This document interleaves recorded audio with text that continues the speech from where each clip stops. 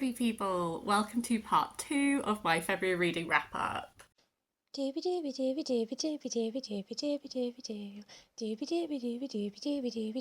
Sophie Vlogs.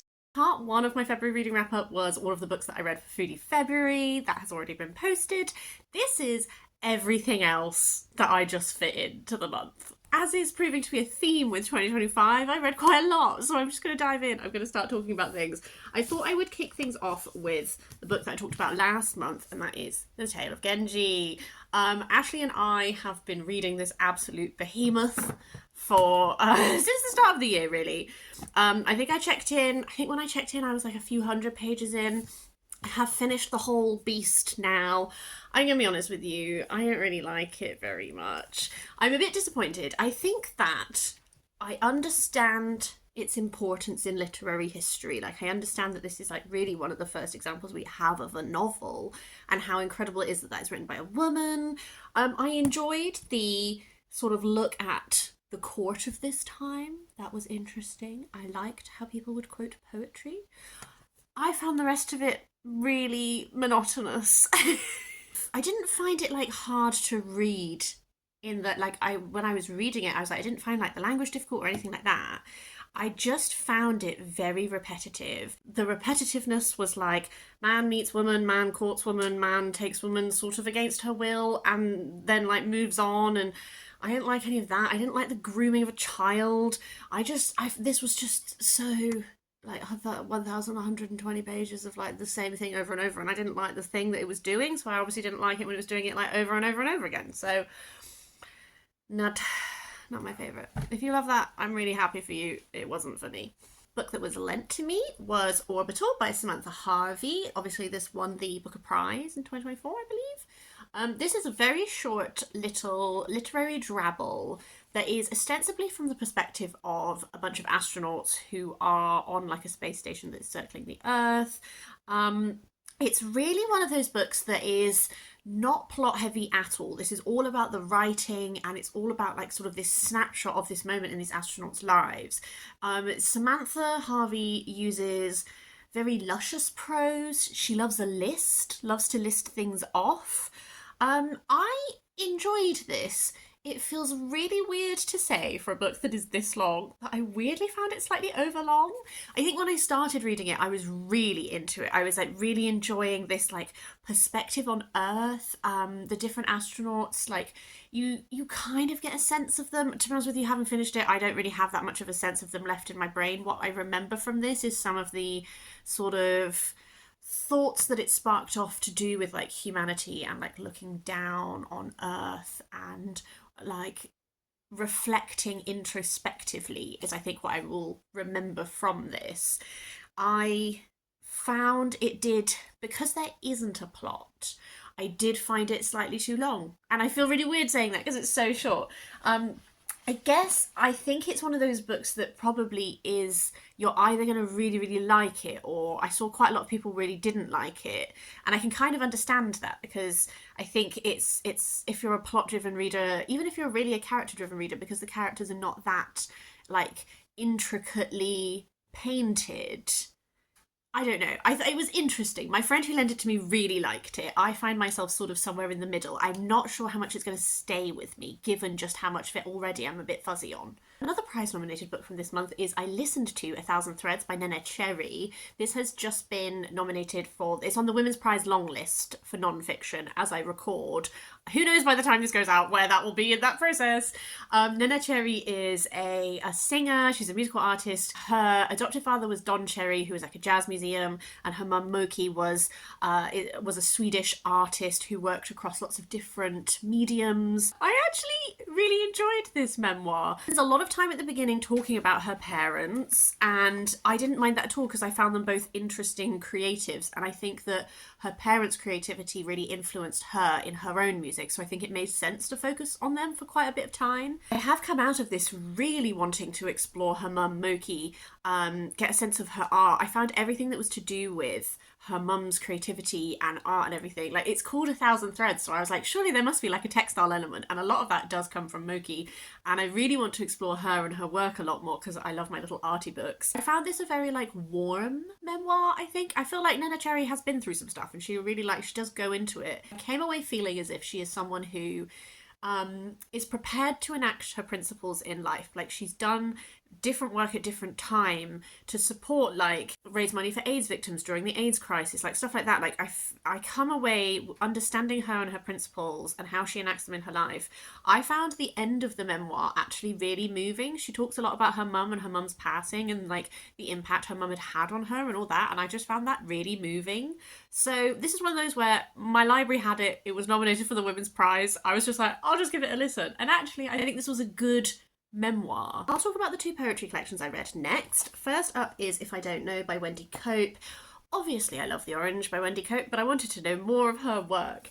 I thought this was going to be a 5-star collection at the start because, as an absolute baller move, she puts idyll and being boring like directly next to each other in this collection. And I was like, wowzers, those are two brilliant poems. I thought this was going to be just like a slam dunk collection. I think it ended up being like more of a 4-star for me because I love how Wendy Cope does poetry. Ever so slightly, some of her poems are a bit too twee for me. I think that she has an interesting sense of humour. I think there's like a warm humour that runs throughout it that is mostly good-natured, but every now and then some of her poems are a little bit more cutting. I think that there is this sort of like celebration of ordinary things, which is what I find so appealing, and that's like what being boring and idyll really like tie into. I also really liked On a Train because, again, it's like these making these very ordinary moments in your life feel so special and reminding you of how special it is that you get to even experience them. I really liked that aspect of her poem, of her work, sorry. And I just think that on the whole, some of the poems in the collection were just a little bit too on like sort of the twee side, but I do want to explore her further. If you have any recommendations for which collection to go to next, I would really appreciate that. And then the other poetry collection I read was Springtide and Neaptide Selected Poems 1932-72 by Sorley Maclean. Sorley Maclean is a Gaelic poet from Scotland. I don't speak Gaelic, but this is first of all, a dual language translation. Second of all, one of my favourite TV shows is Great British Menu. It's where lots of professional chefs, you create dishes inspired by the current theme with people, incredible people from the British Isles.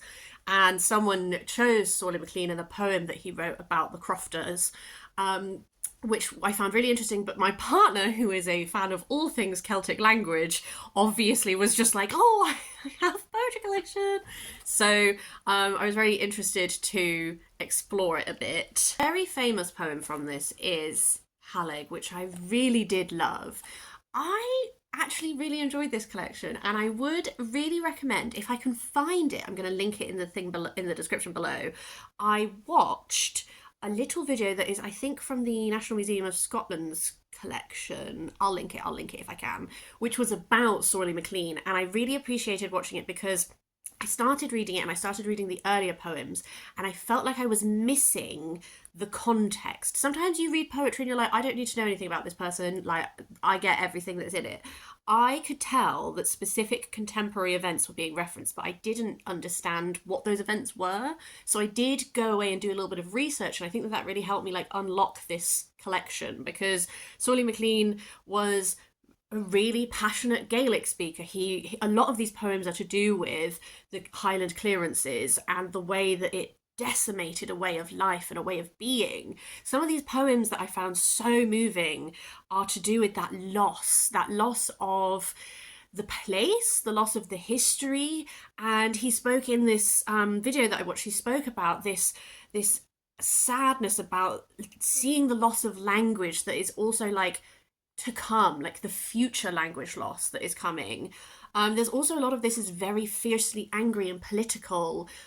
He was, I gather, a socialist. There's a lot of poems that are looking at contemporary political events and making links between them and what's happening in Scotland. Also, like, some of these poems were written like during the Second World War, so there's like a political element in that side as well. Interestingly, I finished and I told my partner, I was like, oh, I really enjoyed this. I think that I loved his latter poems the most, like the poems from The Broken Image and the final selection, which is not actually from a publication, it's just the poems up to 1972. I loved those ones the most, and my partner was like, that's really funny because the general critical feeling is that his early work was his better work, and I was like, poetry, it's personal. I feel like I've talked about this one for a while, but I really enjoyed it and also appreciate the perspective he's writing from. I'd really recommend it. It was also Shocked and Gala in February, which is Speak Gaelic sort of week.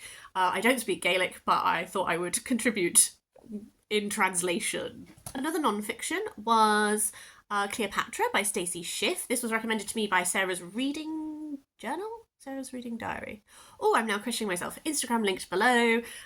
This was because last year when I was having my Cleopatra reading moment, Sarah recommended this to me as a place to go next, and I'm really glad I did. I actually think this book has satisfied my Cleopatra non-fiction reading side, because I was reading lots of like fictiony things and I wanted to like put some context behind it. It's just a really good, thorough look at Cleopatra, a biography of her life, but also obviously like commentating on her life. One thing that I really liked really early on is that the Stacy Schiff drew a lot of comparisons between Cleopatra and Caesar that I'd sort of never really thought of before. And she was saying about how it's often posited that like, well, Cleopatra must have like seduced Caesar, like what could they have seen in each other?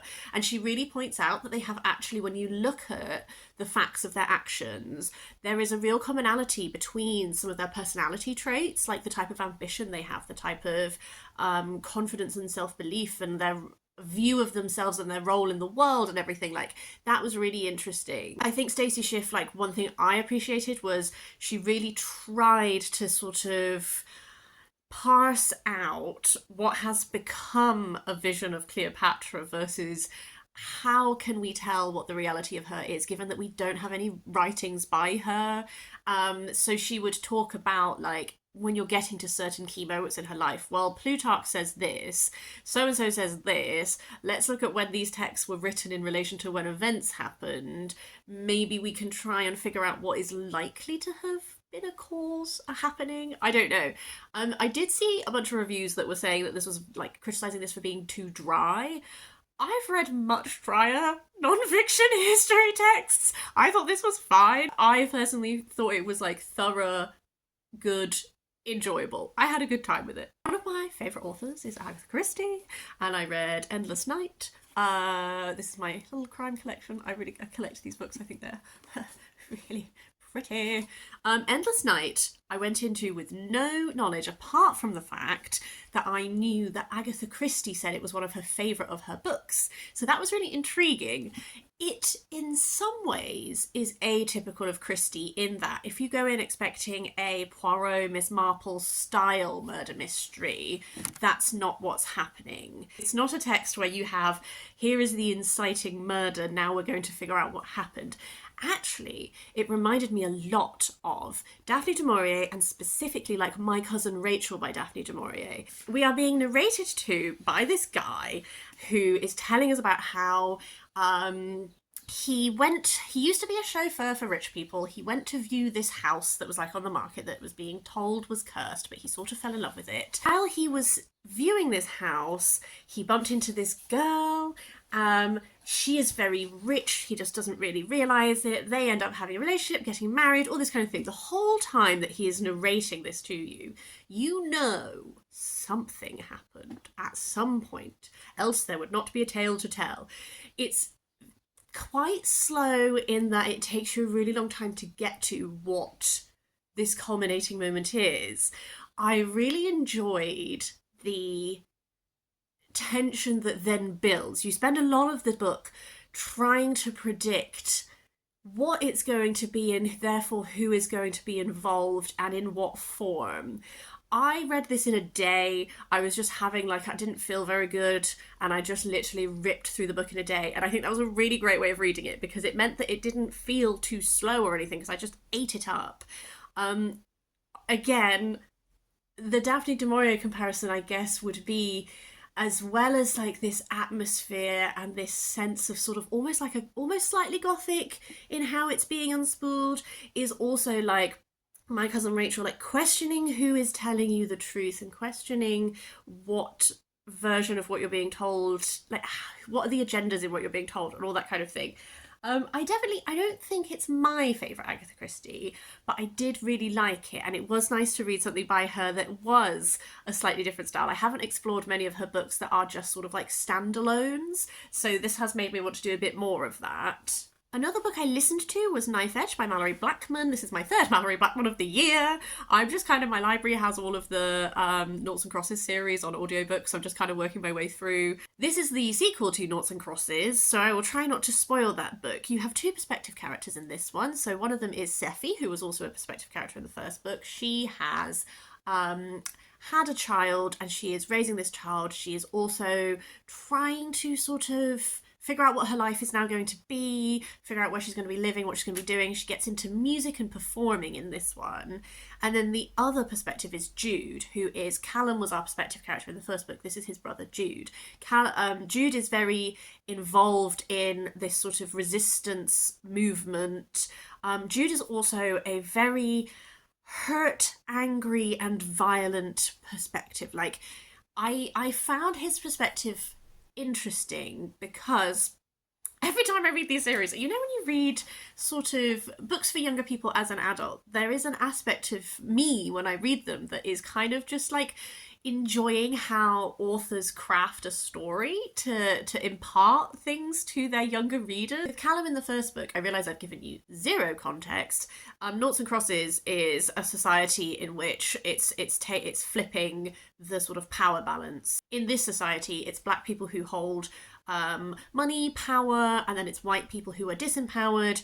And Callum's sort of journey in the first book is from being quite attempting to progress within the system to becoming disillusioned and looking for solutions outside of the system. Whereas Jude, his brother, who is a side character in that first book, is from the very start antagonistic towards all crosses and doesn't want to exist in this system. So in this book, you really get to look inside his head.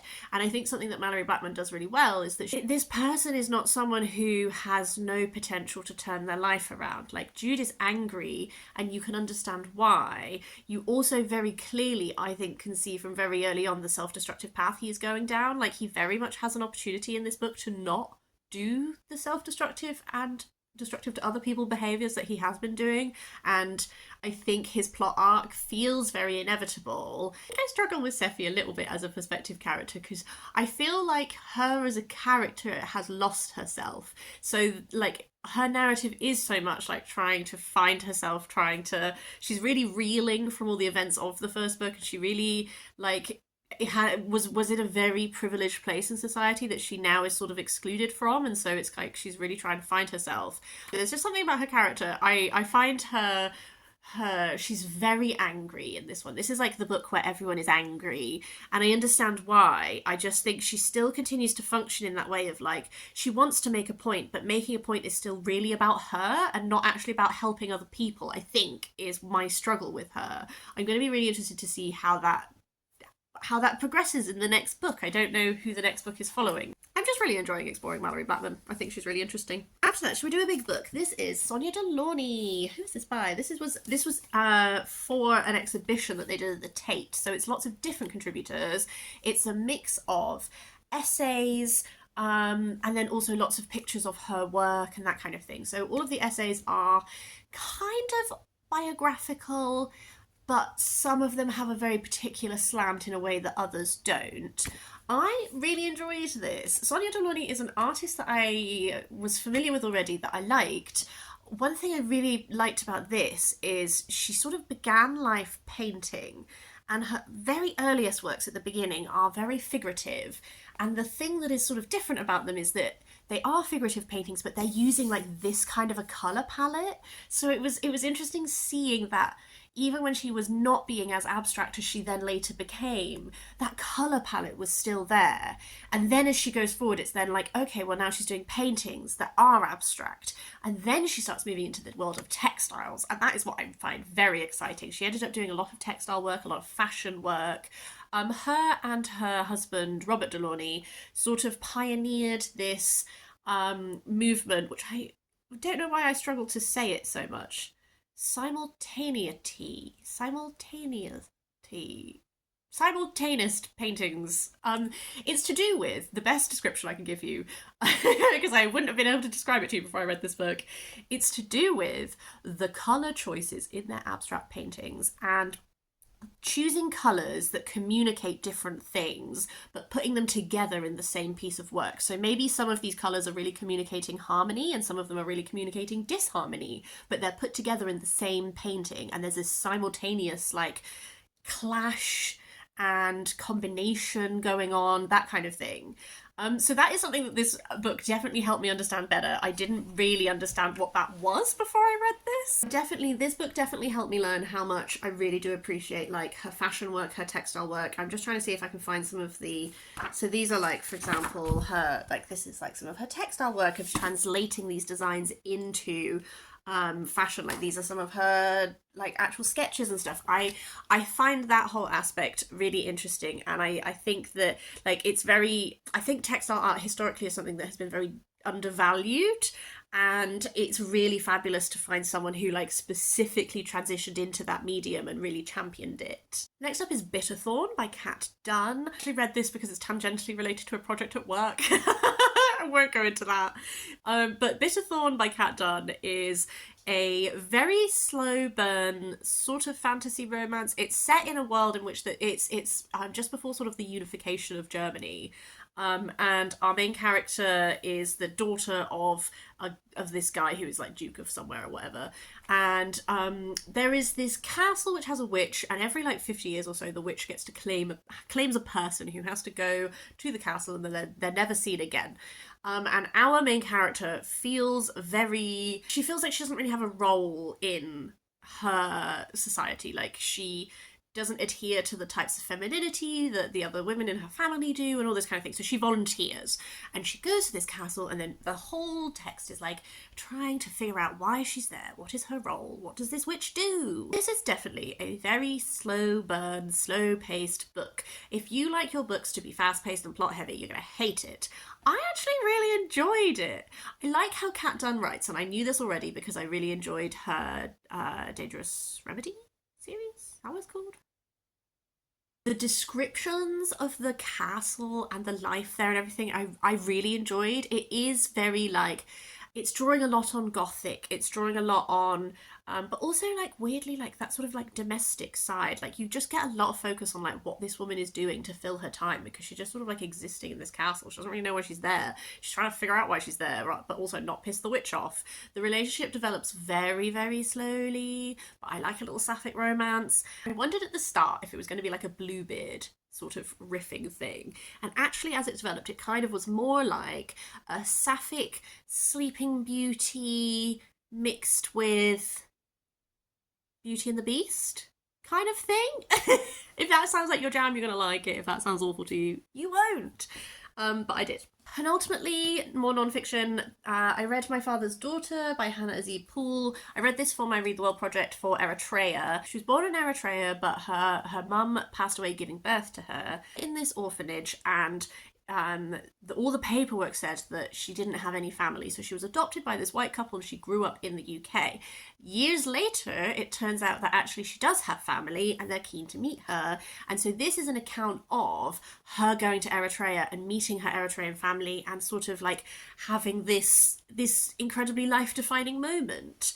Hannah-Azieb, I know, has written for like The Guardian and stuff like this, and definitely like the style of this felt like, you know, when you pick up like women's magazines like Cosmo and that kind of thing, and they have those sort of like longer form pieces which are usually tackling quite serious topics, but are like sort of like a one woman's perspective on, and they sort of ground you in the person and their experience whilst also exploring these bigger topics. I very much, that is like the mood of this book, is that we are grounded in Hannah-Azieb and her experiences. Wider topics are about like what it is like to be someone who knows they are adopted and deciding whether or not to get in contact with your birth family, and all like a lot of that perspective that was to do with existing as someone who is adopted, and a lot of the conflicting emotions that you can go through, I found really interesting, and I really appreciated like understanding that better.